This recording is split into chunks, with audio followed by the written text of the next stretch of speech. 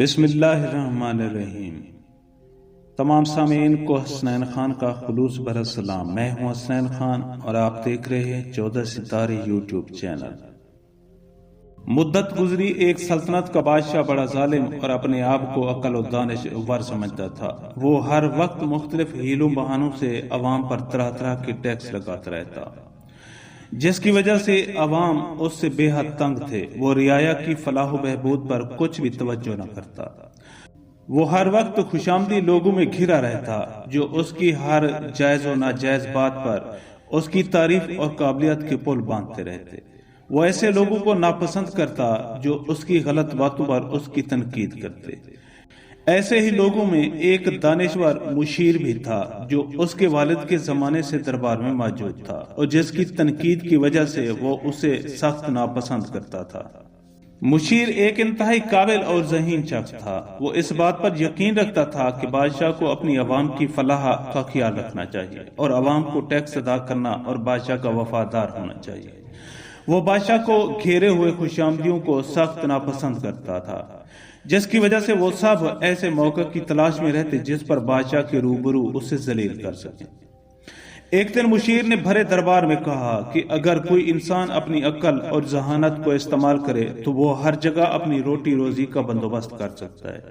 بادشاہ، جو مشیر سے اس کے سچ بولنے پر پہلے ہی ناراض تھا، نے حکم دیا کہ ہم مشیر کے اس قول کی تصدیق چاہتے ہیں۔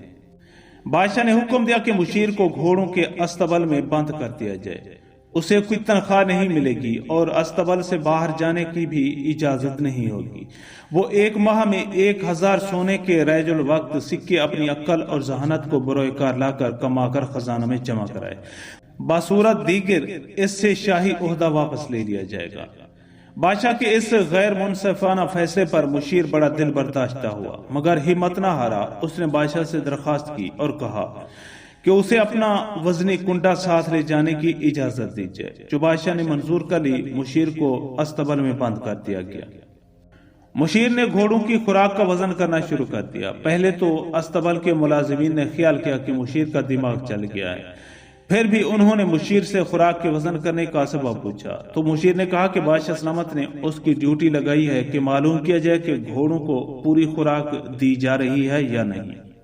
استبل کے ملازمین، جو گھوڑوں کی خوراک کا ایک بڑا حصہ مارکیٹ میں فروخت کر دیتے تھے، یہ جان کر سخت پریشان ہوئے۔ انہوں نے فوری طور پر مشیر سے گریہ وزاری شروع کر دی اور بادشاہ کو کچھ نہ بتانے کو کہا۔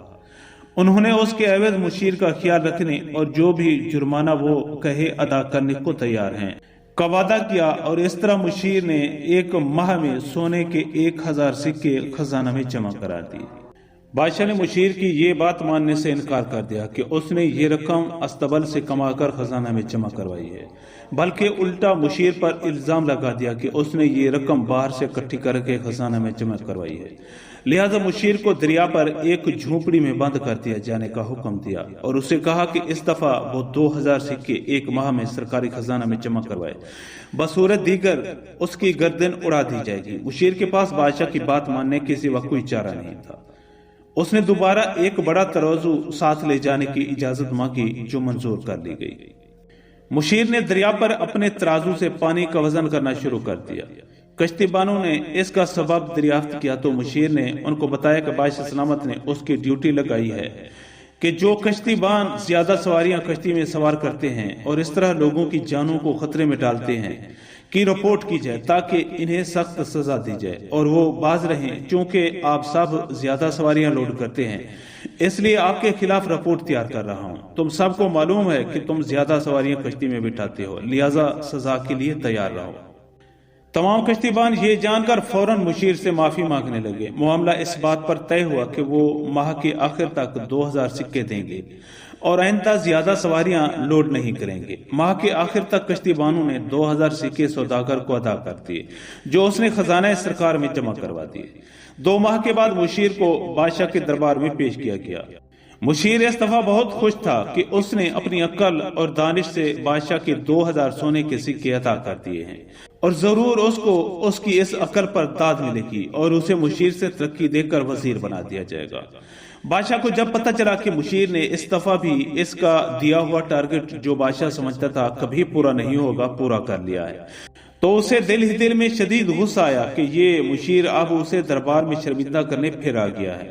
لہٰذا تیسری دفعہ اس نے اپنے ایک خوشامدی وزیر جو مشیر سے نفرت بھی کرتا تھا اشارہ کیا کہ وہ اس کے قریب آئے، اور جب خوشامدی بادشاہ کے قریب آیا تو بادشاہ نے اس کے کان میں کہا کہ اس مشیر کو فصیل سے دھکا دے دو تاکہ اس کی گھٹیا صورت ہم دوبارہ نہ دیکھیں۔